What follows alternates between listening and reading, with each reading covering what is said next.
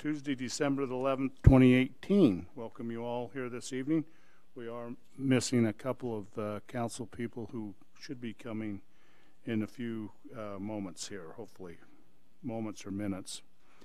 We're grateful for all and some of our public who have joined us there this evening, and this is an exciting night when we talk about audits. Oh yeah, this is Denise is going to sleep well tonight. So I know, anyways, exactly. so we are you going to? I'll let Denise introduce Okay.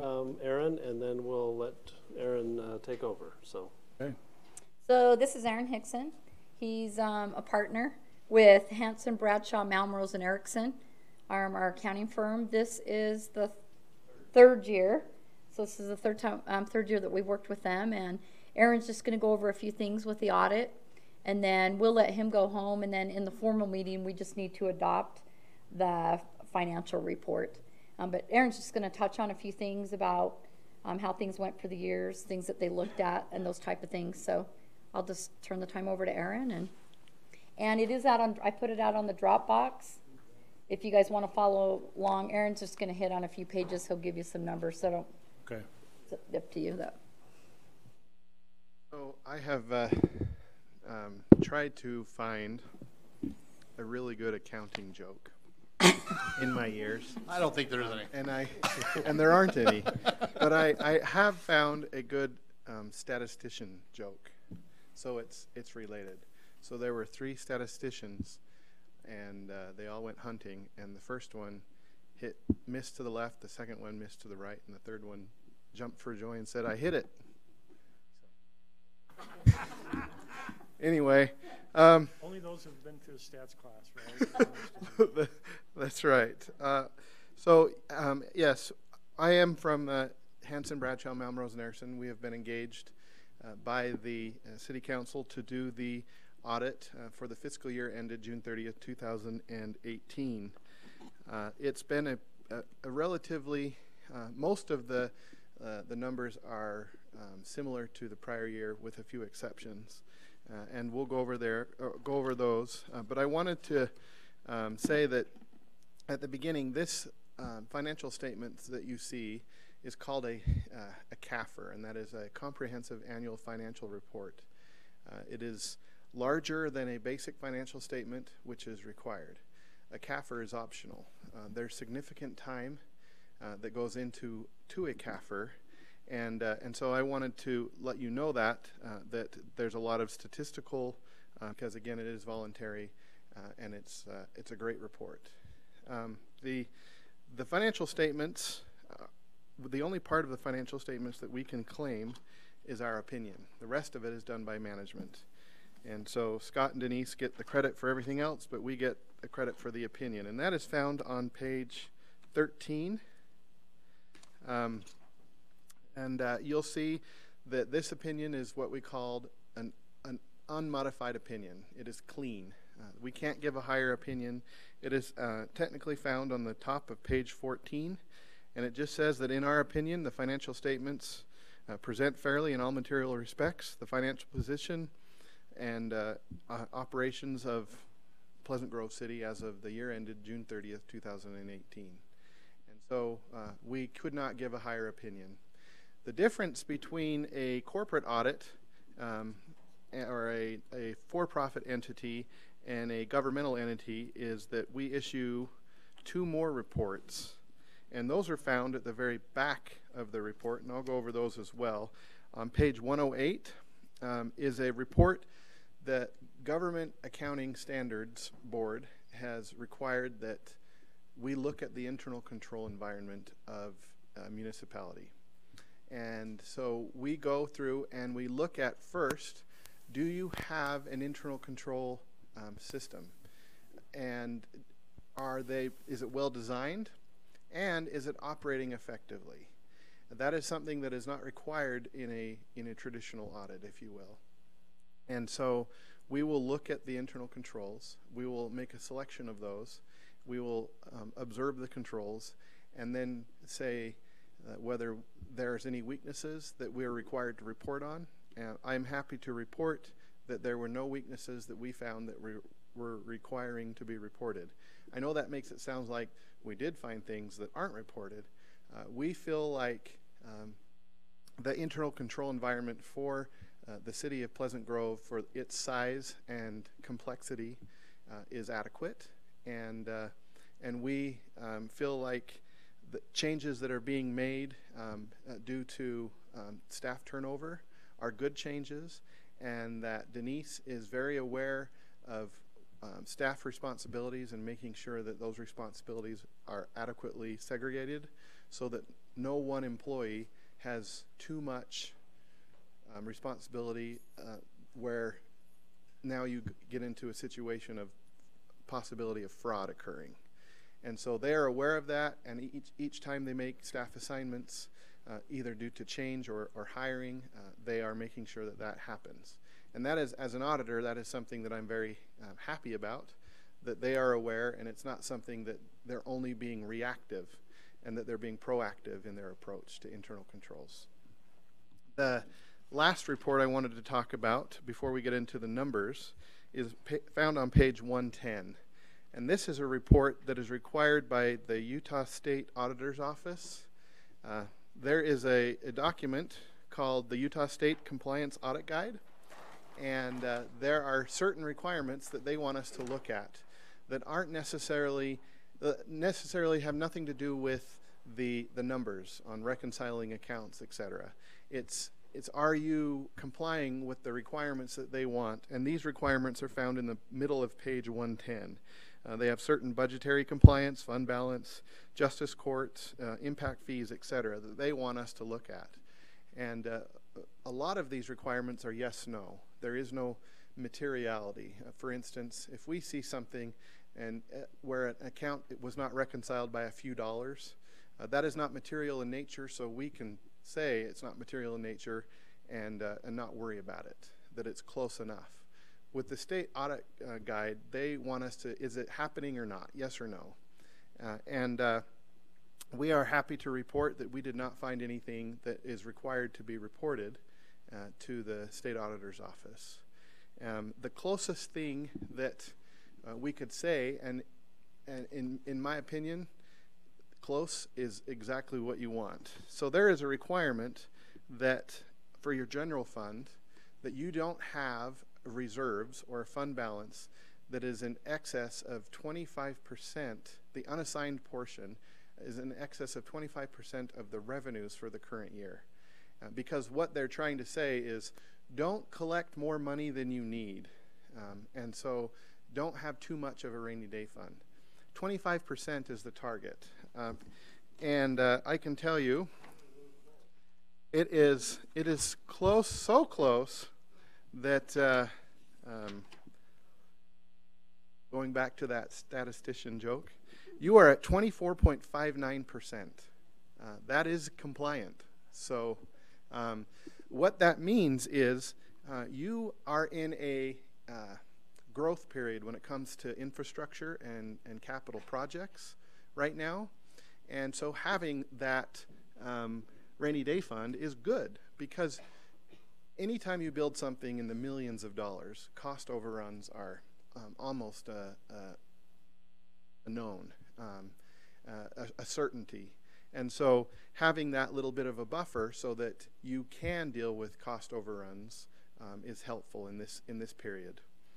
And so Can I jump in just for a second? So, absolutely. And this is the email I sent to you last week or so.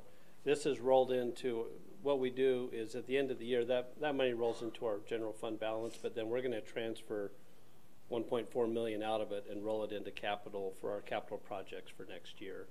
So even though we're pressing up on that threshold right now, the intent and what we've always done in the past is we do take that surplus and then roll that back into capital.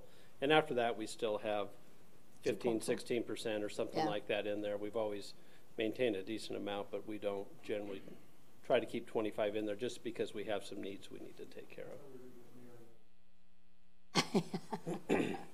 If the mayor wants to put in a budget request, we'll see. We'll see if he gets a stop sign. If there's enough money in the budget for that There's obviously an $100 inside stop joke sign. there. Because They can't cost that much, I'm sure. Never know. That is true. The focus of my information on numbers and the changes are going to be in the management's discussion and analysis, and that is the first part of this report, and it starts on page 16.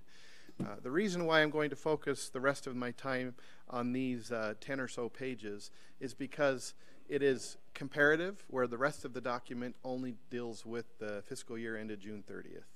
And so you don't get to see how it changed from prior year.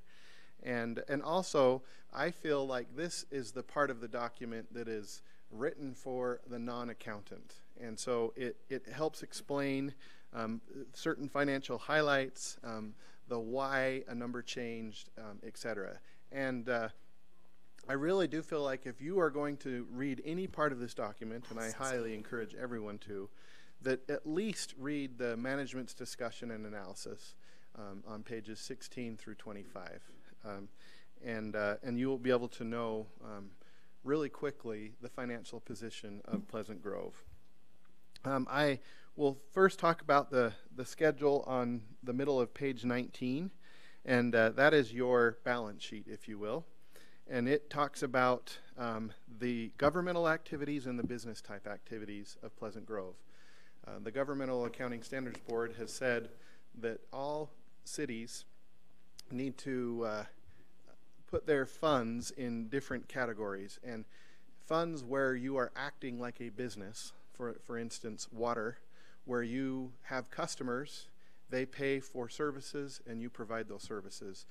They call those business type expenses, whereas your public safety is not a business type, or else that would make really, that would be a conflict of interest if your police officers are out there trying to make money. They're out there to try to enforce laws and make sure everyone's safe.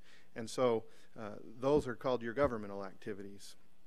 And so we can see here a comparative change over the prior year for both your business type activities and your governmental activities. You'll see relatively in the last two columns of that schedule that it's pretty similar to the prior year with a few exceptions. The first exception is your capital assets. As we just talked about and Scott had referred to, you are doing a lot of capital projects right now. You have a new public safety building. There's a lot of donations from developers that have been developing in the city over the past year, and you can see that citywide it went from 177 million to 195 million. Most of that is infrastructure, and some of that is in construction in process. And then the other one I wanted to talk about really quickly is your long-term debt. It went from 65 million to 61 million. When you're talking about long-term debt, that's a good change. You want it to go down. What that means is that currently you have enough, the bonds that you have right now for projects outstanding are sufficient. That doesn't mean that in the future you'll have another project that may require bonding. And so you are making your obligations and your debt position is decreasing, and that is a good thing. If you'll go to page 20, you'll see the income statement, if you will, and that is just the revenues and the expenditures. And you'll see again that on the last two columns, it's pretty similar year over year, with the exception of capital grants and contributions. Again, most of that is because you have a lot of developers that are contributing fixed assets or capital assets to the city, as well as other projects, resources for those projects. And so it went from 8.1 million to 17.6 million. Relatively, your expenditures are similar, and the reason why you'll see you don't see the expenditures for these projects because they're not expensed, they are capitalized. And so you'll see the revenues here, and then you'll see them as assets on the prior schedule that we showed. And then finally, we will talk about the schedule that is the two schedules that are found on page 24. The top of this is your capital assets, and it by category. So it's by land and water shares, building, equipment, infrastructure, and construction in progress. and this shows what I just talked about before. Well, you'll see the lion's share of the change from 105 million to 119, or almost 120 million, is your infrastructure. And then your construction in progress went from 3.2 to almost 7 million. And then you'll see down here, your long-term debt is bifurcated into two different categories. You have your revenue bonds and your general obligation bonds. The revenue bonds are different in that there is a restricted revenue source that is used to pay off those bonds that is determined when you are going out for those bonds. Whereas a general obligation, you are not using a specific revenue source. You're using the general resources of the government, or property taxes or other means. And so the state of Utah restricts the amount of general obligation bond a city can have, and you are well under that. I don't have the number available offhand, but you are well under that, and that is a good thing. For instance, if you were going to bond for a police station or a fire station, that would be a general obligation bond. So I feel like that it's important to note that a city does not operate like a household does. A household, you want to minimize your debt. You don't want to go into debt if at all possible, and it's possible to do that. But a city has to have debt to an extent, because a lot of these projects, you're not going to see revenue from those projects for years sometimes. So if there's going to be a development where you're going to see significant sales tax revenue or property tax revenues in the future from movie theaters or hotels or restaurants or communities, residential communities, they need the infrastructure. They need roads. They need all of the necessary stuff for plumbing and secondary water, and so there's an upfront of a significant expense, and then you will recoup that through taxes that will then pay off that debt. And so I think it's important to know that not all debt is bad debt. In fact, there is a lot of necessary debt for a municipality to have, and so what a good finance department and city manager does is minimizes unnecessary debt and properly forecasts when debt is necessary so that you can be ready for it. And I believe that Pleasant Grove does an excellent job at doing just that. Make sure that got into the microphone. Yes. So, indeed. So, that is all I have, with the exception of any questions that you may have for me. Councilor? No, thank you. Thanks for validating the great work that Denise does. Yeah. So thank you, and thanks Denise. Absolutely. Thank you. I wish I could say that it's because we had a new mayor that this all came about. We could say some of that. Just not going to go there, okay? So, anyway, but Denise, thank you very much. You're welcome. We appreciate the work you do, and we know that all of us at this table in future years, depending on what the economy does to us, that we may be looking the other direction. Yeah. But we'll take it while we can get it. Is that correct, Scott? Exactly. Absolutely.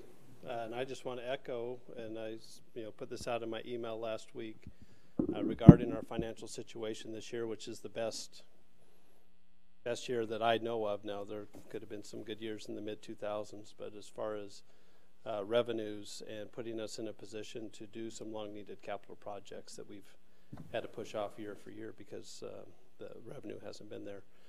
It's credit to Denise and also to our department heads. They spend wisely their budget. None of them overspent their budget this year. We had a couple of those last year. We didn't have any of that this year. And in fact, they generally don't spend their full budget. And so that money does just roll back into capital and future projects. So appreciate the team and what we have going on here. And thank you too, Scott, because you are her boss. Well, yeah. I tell her, you better make sure we have a huge surplus this year, and she just makes that happen. Magically. Gosh, you need to come work for me. Yeah. You know, I sometimes, have another board that needs to see Yeah, her. nobody. maybe we need to have the auditors dig a little deeper on that system, but no, you've done a great job. Thank you. And we're going to excuse Aaron. We're going to send him home. We do have, and I'll go over our agenda for council meeting and talk about the action we need to take on that.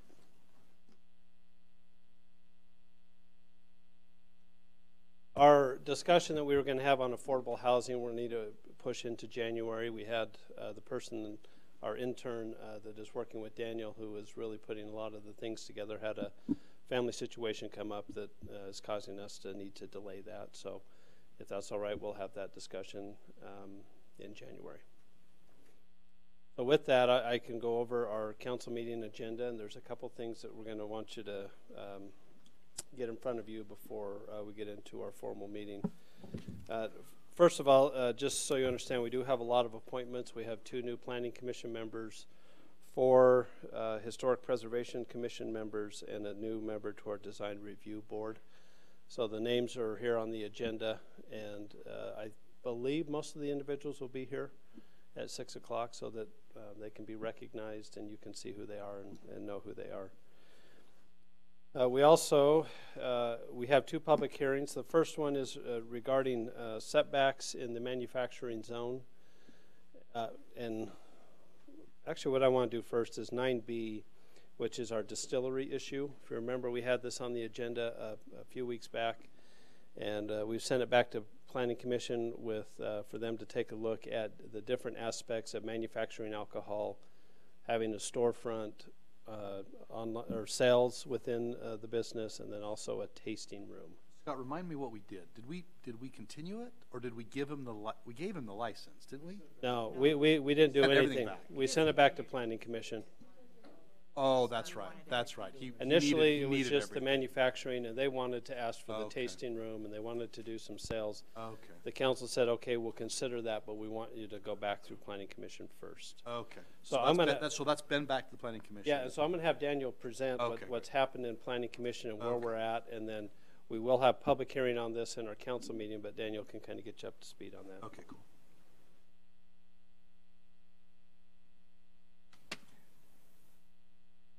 And I welcome the other 2 council who showed up.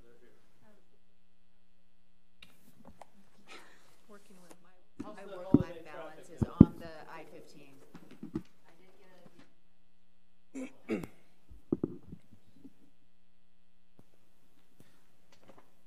Okay, so thank goodness Scott is here next to me so he can tell me when I'm saying too much. Ina's eyes usually tell me when it's too much too. I have the same thing with her eyes. Mayor, Council, so what happened with the item is we brought it last time. The motion, this item went to Planning Commission twice already. Okay, the first time during the motion, it did not include a tasting room, and there was some miscommunication. It wasn't very understood very well about the retail aspect of it. So it went to Planning Commission again, and then we clarify, if that's a word, we clear everything out. So everything's clear, and hopefully I can explain it the same way to you guys, as clear as it is. Okay, so been in contact with the DABC and working on this.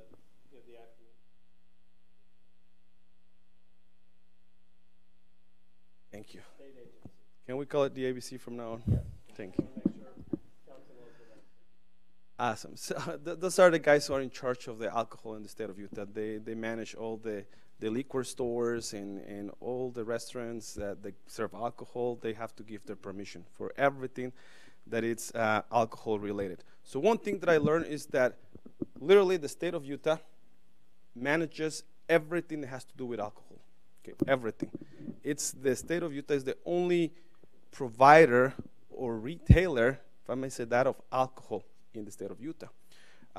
And even when someone, like any applicant, would like to, like in this case, would like to sell, manufacture some liquor and sell it from from their business, from their operation place. In reality, is what happened, or the license that this guy is getting to sell, or lady, to sell the alcohol, is not just a license, but it's kind of like an agreement with the state, where the state is letting them sell the alcohol. Okay, so again, state controls everything.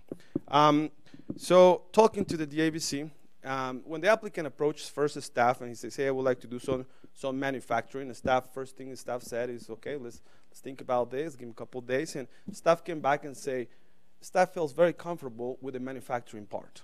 Okay, staff did a couple field trips, took some pictures, went to literally smell, find odors, noises, anything that could be nuisances. Staff could not find anything. Okay, so then staff decided to approach this item as manufacturing only, and staff said, well, there's no problem with the manufacturing. I think it's a use that could be added to our permitted uses in the zone. Okay, but staff was a little, took some caution on the proposal of selling the alcohol on premises and on the part of having a tasting room. Okay, so what staff did is got in touch with the DABC, and during our conversations, I asked the State Department, can a distillery only get a license for manufacturing? Only for manufacturing, not retail at all, just for manufacturing. And the state say yes. There's one license that we give to, well, whoever applies, that is only for manufacturing. Now, the problem with that, or not the problem, but the caveat of that, is that number one, they cannot sell their alcohol on premises. It's just manufacturing, and what they have to do is either, number one, convince the state that the product is so good, that it tastes so awesome, that the state actually gets it from there, take it to the liquor store, and sell it on the outlet. At the state liquor store. At the state liquor store, correct. Pretty much with this license, with the manufacturing license, they are at the mercy of the state, thinking that, or approving the product, thinking that it's a good product, and selling it on any of the outlets the state has, okay? Or number two, they can't export it to a different state.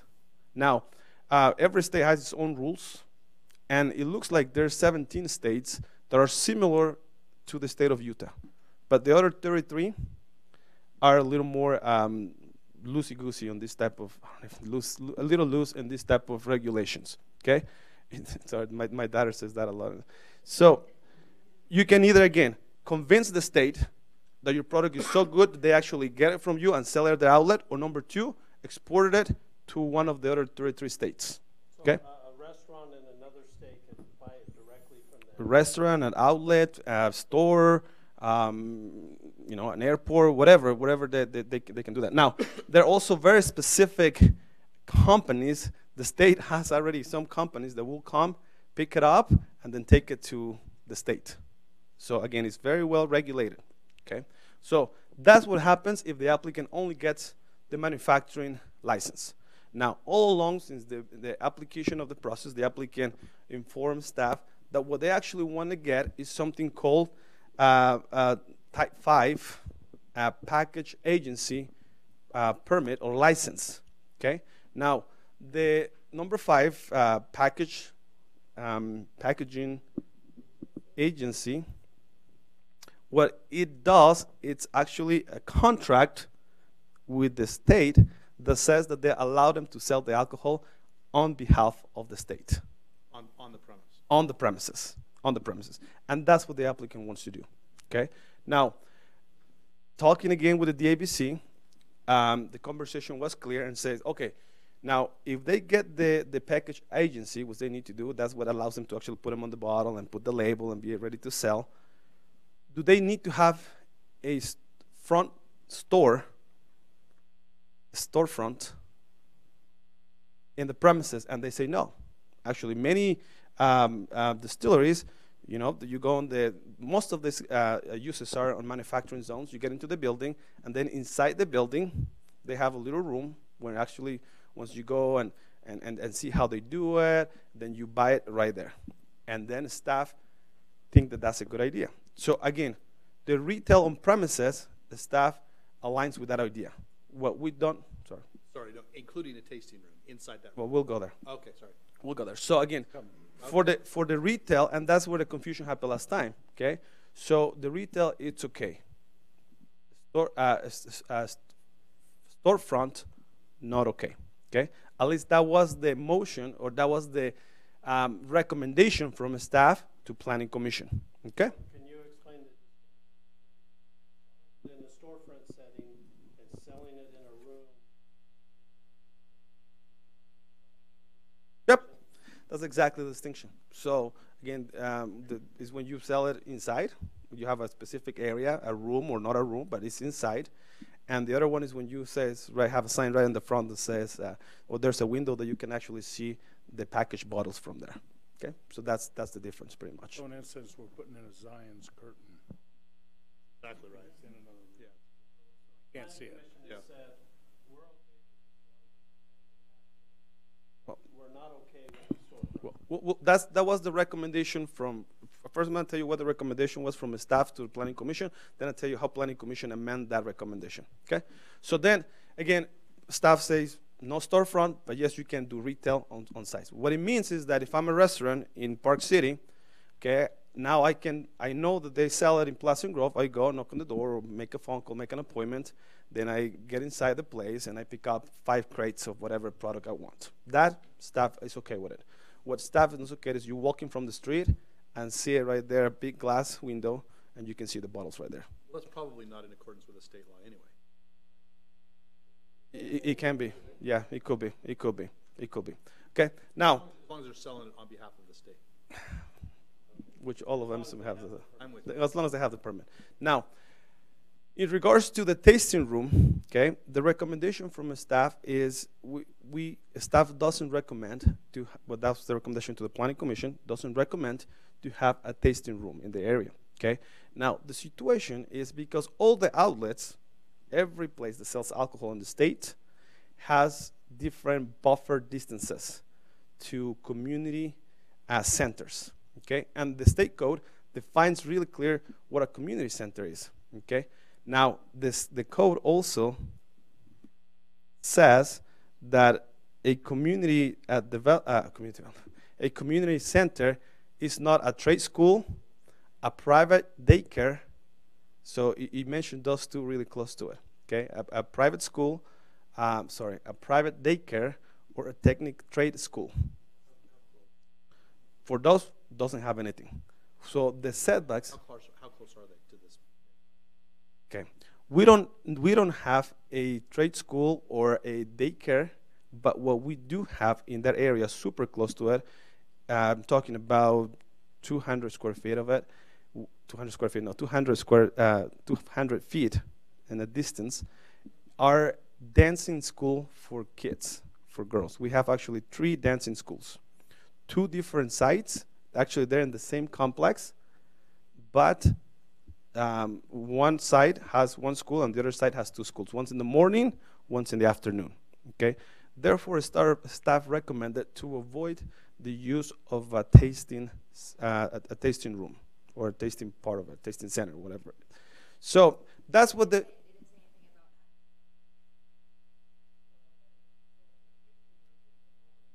the end of the tour, they can. I'm with you on the So Where is this? This is on 7th South, right? yes. Now let me go to tell you what happened to Planning Commission. So staff presented that to Planning Commission. Planning Commission actually did a field trip to the place. They saw how the tasting room works. Actually, the one they visited, you walk inside the big area, and right in the middle, they have kind of like a bar, and then they have different bottles, and they have a bartender that helps you out, and then he serves you different tasting, different cups and different product, and then you taste them, and then you decide if you want to buy or not, or whatever. Okay, so now the DAVC considers this a educational experience, and they will let you up to 2.5 ounces of product, of different products, to give for tasting. Okay, talking to, and let me go back to this. Talking to the DAVC says that a jurisdiction, a local jurisdiction, can enforce its own distance buffers. Not bigger than, but less than. For example, Orem has 500 feet instead of 600 feet to a community location. And Orem added adult businesses in the list of places that cannot be close to each other, okay, to an outlet. Now, in regards to the tasting part of it, or the amounts that you can taste, local jurisdictions cannot amend that. It's 2.5 ounces, and that's what it is. Now, some businesses they self-regulate themselves. They'll self-regulate themselves, and they go, you know what, 2.5, it's a little too much. We're gonna curve it to, actually, the dented brick does 1.25. 5 per beverage, or No. 2.5 total? 2.5 total. 2.5 total. Okay, so now we're talking They're about. gonna try 10 different beverages. There's sips of each one. Great, okay. Now, like I said, the dented brick, they regulate themselves, and they say, you know what, we're only going to give you 5 quarters of different liquors that you choose, which is 1.25 of an ounce. And they're really doing this to sell their product. They're not trying to get people drunk. Yeah. So that was the proposal to the Planning Commission from staff. It says, well, first of all, no beer. Okay, it's a distillery, it's not a brewery, so no beer. Second, retail, it's okay, but not a storefront. Third one, staff recommend not to do the tasting room. And that was the proposal to the Planning Commission. Planning Commission did its own field trip. They went to the place, they look at them. Some other members couldn't go, but they did a lot of research, and they brought all the ideas to the Planning Commission. It was discussed. And then the recommendation from the Planning Commission was, we're okay, the Planning Commission said no brewery, no storefront, same as aligned with staff, but Planning Commission recommended to include the tasting room. Now, the staff also mentioned to Planning Commission, say, okay, if you guys want to include the tasting room, how about we come up with some buffers, okay, with some distance buffers. And Planning Commission said no. If the state doesn't think that extra buffers are needed, we're not going to add extra buffers. They think that the state did a good job in regards to that. Why did the staff recommend buffers? What's the thinking there? Because of the use of so this zone. I mean, I understand it. It's the proximity, but Correct. Help me understand. Is it because kids could see it, or I mean, what's just help me understand? It's the same idea behind the buffer from the state. Okay, it's protection for kids. Yeah, sure, kids can see it. There might happen some other type of incidents. So the state put these buffers on it for the protection of it. Okay, the same reason why you cannot smoke really close to something like that. I just wanted to make sure I Yeah. well, So this zone or manufacturing zone, it allows for the most intended uses, but also allows for uses such as recreation for kids. We do allow it. It's one of our permitted uses in it. So when someone comes and says, hey, I would like to put jumping kangaroo right there, some trampolines, and I'm pretty sure the idea is to bring young kids and young children in there. That use is allowed in the zone. And when someone says, hey, I would like to do a dancing school for girls under 10, we say, yeah, sure, it's a permitted use. So because of those uses and the proximity to the place, that's what the staff recommended to do some buffers. Again, Planning Commission thought if the state doesn't require them, we're not going to go with it. Okay? So they recommended the addition of the tasting room without any buffers to it. And that was the recommendation.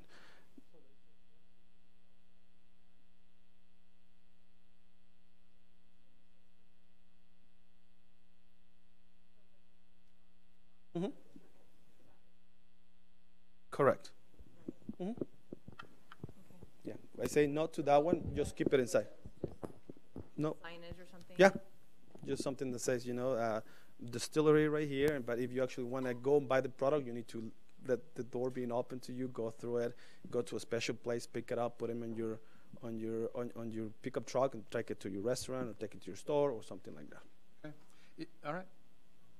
Was that clear enough? Do you guys have any Yeah, questions? I think so. Is it across the street from Kangaroo Zoo? Yeah, Is that where they're wanting to go? Correct. All right. Does this fall in line with what the applicant wants? Yes. No, at the end, they were okay with the recommendation from Planning Commission. Okay. Actually, the applicant had their time to speak, and he asked the same questions. He thinks, hey, if it's for safety of the kids or whatever, he gave his arguments, and then Planning Commission said, you know what, yeah, we think that's the way to do it. Well, an applicant's gonna be here, and He's gonna say how important or how paramount for him is to have a tasting room inside of it. Correct.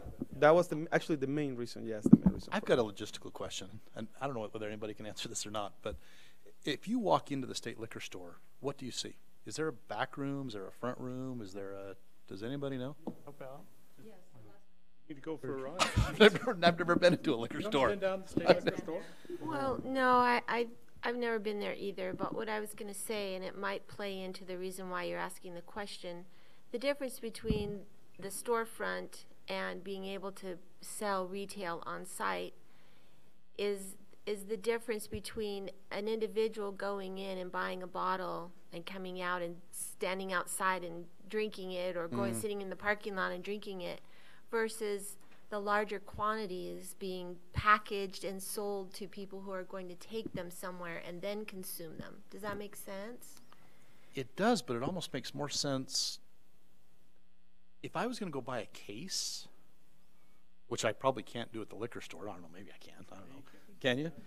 10 cases. Can you buy 10 cases at I don't know. Okay, so Got it in the cool. I don't know. This is an odd conversation for Pleasant Grove, Utah. But maybe Roger can help us out. but can you, if you go into this front room, is it just a logistical thing that you have to go into the front room, go into the front door, and then go into a back door? And are we making? And is that different than if they walked half a mile down the street and walked into the liquor store? I don't know. I mean, I guess, and I could be wrong because I don't have any personal experience, but the way I'm understanding it, the retail component that they're asking for and that the state allows is for the convenience of people like a restaurant to come in and buy what they need to service their business and go. It's different than a consumption place where you're coming in to buy liquor that you can consume then close by, right? Yeah. I don't envision the retail portion of it to be individuals coming in and buying it except for the tasting room idea.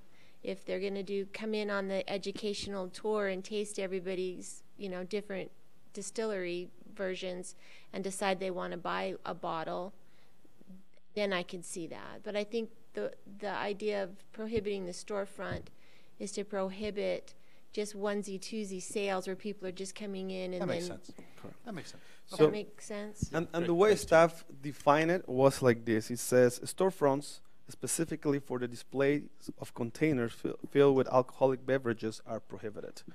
A storefront is defined as an area of a building with direct access to a private or public street. So I think a storefront also foment, if that's the word, it's a word in Latin, it induces for the general public just to walk by and get in there. And having it inside just is a little more private. But they could technically go to the liquor store and walk out and drink the bottle right in front of the liquor store. Same thing. I think that's my. They can't. That's my thought, right? Is that if they could do it at a state liquor store, why are we putting more restrictions on a private business that's just half a mile down the street? Because it's a different type of outlet too. This is a number 5 packaging agency. So again, when the applicants approached staff, it was for the manufacturing only, and that's where staff is concentrated on this. Staff sees this as a use that you can go and have kind of like be part of the tour. You go see how it's made, taste the product, fine, and then buy a bottle right there instead of being the at least when the applicant approached the staff, wasn't that for like a outlet for the public in general. I mean, ultimately, if the applicant, this is what he wants, Well, the applicant may want that, is just, maybe we can ask him later. Again, the planning commission was adamant on not allowing the storefront, and the applicant was okay with it, but if it's something he wants to bring up, I mean, we can ask him out. Up to him. All right. Thanks, Daniel.